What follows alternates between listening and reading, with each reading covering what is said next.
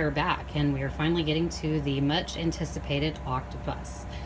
Hopefully you have practiced a lot and gotten very comfortable holding the needle and working the yarn.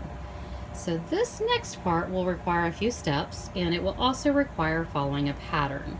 So I will show you how to read a pattern very soon, and I will actually attach the pattern to this file. So what we're going to do right now is called a magic ring or a magic circle.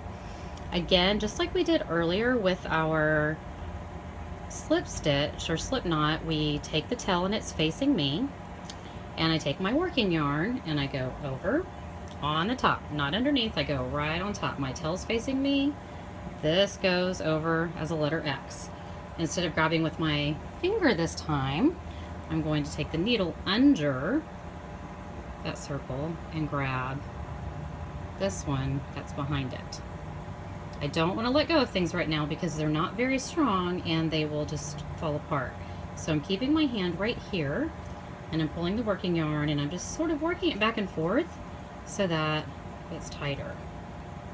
Okay, and as I'm holding this, this is my magic ring, and you'll see why it's magic soon. I take this yarn over and pull this over here.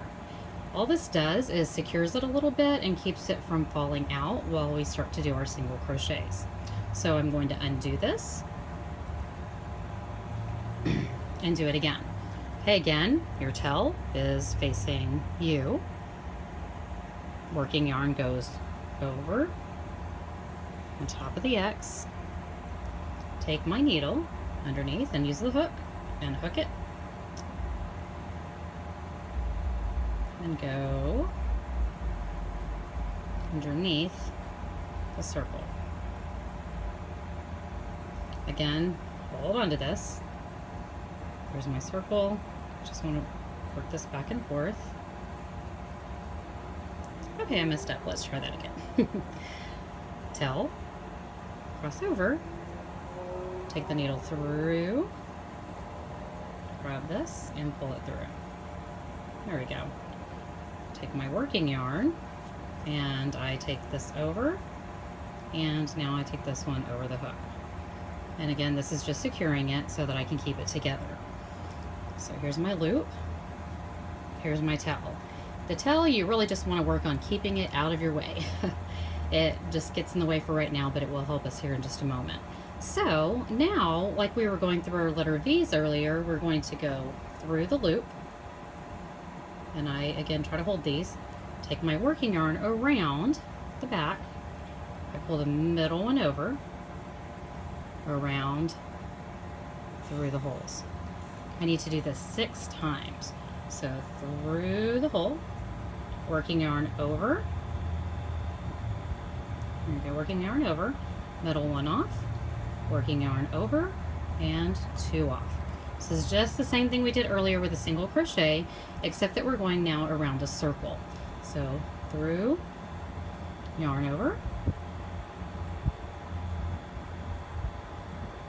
okay, go through the hole, yarn over,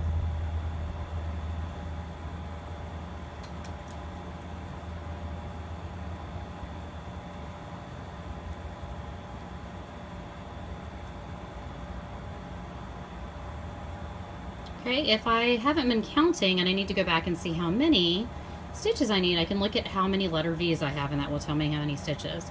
So I have 1, 2, 3, 4, and 5. So I need 6, so I need to do this one more time.